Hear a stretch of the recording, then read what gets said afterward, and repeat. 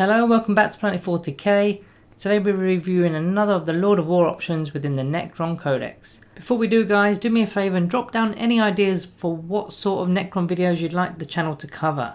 Then I can throw those suggestions over to our polls on our Patreon. So at the moment I'm just looking for some initial suggestions. For example, we did a video that was the best Necron melee unit or the best Cryptek unit, which was another recent one. So whack down any ideas below, I'll take the good ones and see what the patrons have to say. So for today's video, the Obelisk. Just like with the other Lord of War options, you'll need to get yourselves a super heavy auxiliary detachment just to have this model within your army. And that's going to cost you 3 command points, which is an instant out right there. As for the model itself, it's going to cost you 19 power or 370 points in total, so a fair chunk of your points is going into this thing. Looking at the keywords, it does have the Dynasty keyword, however super heavies do not benefit from faction abilities, so this is purely there so that every model within your detachment has the same matching keywords to unlock detachment abilities for other models. It is a vehicle and it has the Titanic keyword, which can fall back and shoot as normal, and they can also fly. Stat wise, it's got movement 8 inch, weapon skill 6+, ballistic skill 3+, strength 8, toughness 8, wounds 28, attack 6, leadership 10 and a 2+ save. So it does have a degrading stat line. Once it's at half wounds, which is 14 wounds, it's going to lose 2 inches of movement, a point in ballistic skill, and the attacks will drop to D6. Then once you lose half of those 14 wounds, so 7 or less, the same will apply with the movement and the ballistic skill, and your attacks will drop to D3. It's got living metal to regain a single lost wound at the start of each turn, and command protocols if it's within 6 inches of a character unit to make use of a range of army-wide buffs. Then it's got death descending, which is effectively deep strike coming in from turn 2 onwards but more than 9 inches away from enemy models. It will explode once destroyed on a 6, and all models within 6 inches are going to suffer D6 mortal wounds, so quite a hefty explosion there. It's got hovering, which just tidies up some rules, so measurements are going to be measured from the hull rather than its base. Gravity pulse is next, and in the shooting phase you select an enemy model within 24 inches with the fly keyword, and you simply half their movement, and if it's an aircraft you roll 2d6 and any point that exceeds the unit's toughness will score a mortal wound, which isn't that bad to be fair, although aircrafts aren't super mega at the moment, so there's not many about. Then finally, hovering sentinel.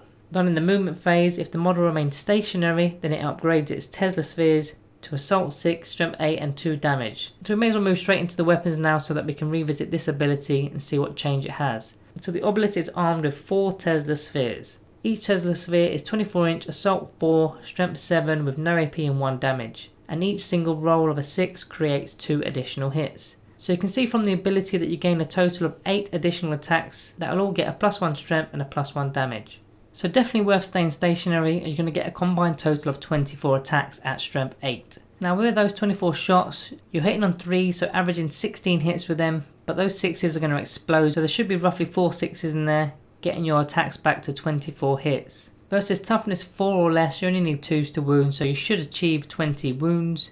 Unfortunately no AP here, so you're either killing 6 intercessors, 13 guardians or 17 orc boys. When you push the toughness up to anything up to toughness 7, such as a toughness 7 vehicle, then on average it's going to do 10.7 damage on the vehicle. So not the worst damage output, but you need to bear in mind that the model costs you 370 points. So for that sort of points cost, you could have say had a total of 28 warriors. Obviously in 2 units there, you can't have 28 in 1 unit. Now when you add all their damage output together with the Gorse Flayers, while within rapid fire range, you can kill an average of nearly 5 intercessors, 21 guardians or 18 orc boys, which is quite similar numbers except it's a little bit more superior when fighting against toughness 3 models in the case of those elder guardians. Now those same warriors have a combined total of 28 wounds, which is identical to the Obelisk, but these warriors can also reanimate. They're also core, so can easily be buffed to hit on 2s, and they aren't restricted to being stationary to get improved damage. And of course they're troops, so their objectives secured.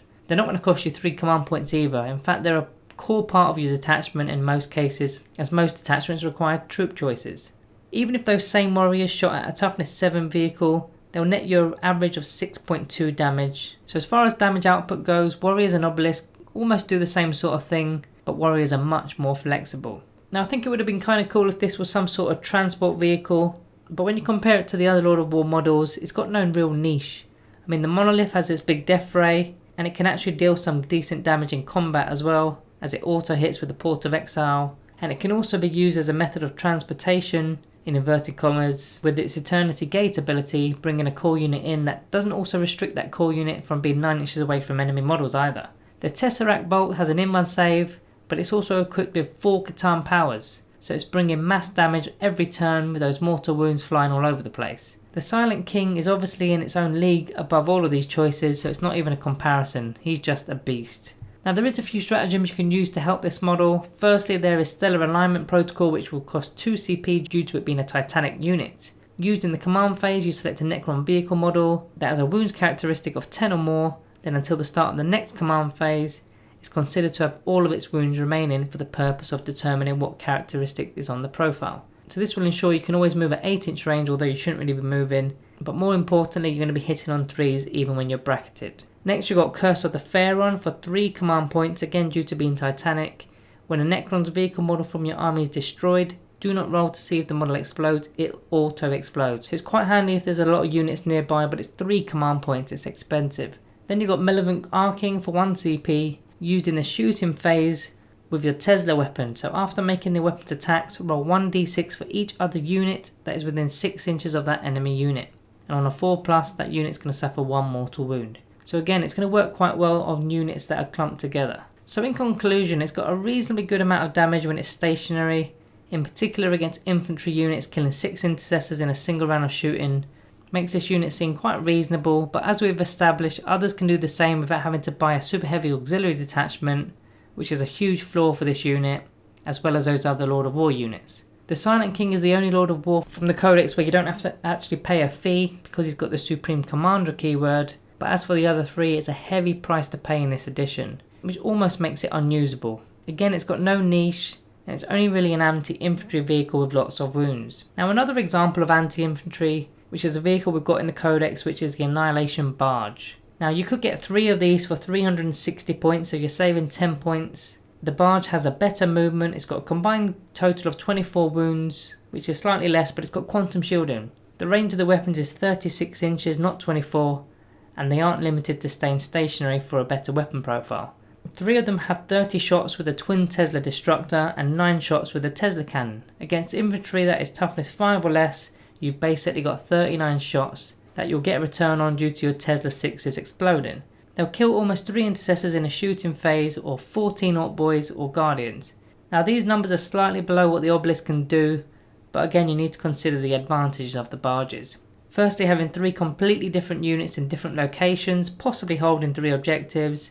The movement is 12 inches, and that quantum shielding effectively means that big guns are still wounding them on 4+, and they've got a 5+ invul on top of that. Now I'm not saying the barges are any better than the Obelisk, in fact I'm saying they aren't that far apart, but the Annihilation barges right now are quite a poor unit to field, and they do have quite a similar role as the Obelisk has, which is anti-infantry. All in all, I don't really think it's worth paying 370 points for a single model that you're also paying 3 command points to field. You can only control 1 single objective at best, and it's not hard to steal an objective from it, because you only need 2 single models and it's gone, or 1 single cultist with the objective secured keyword and that's gone. It's not a terrible model, but there are so many other models within the Codex that are much easier to fit into your detachment that do the same job or better. So on that basis, I'm giving the Obelisk a Planet 40k rating of 2 out of 5.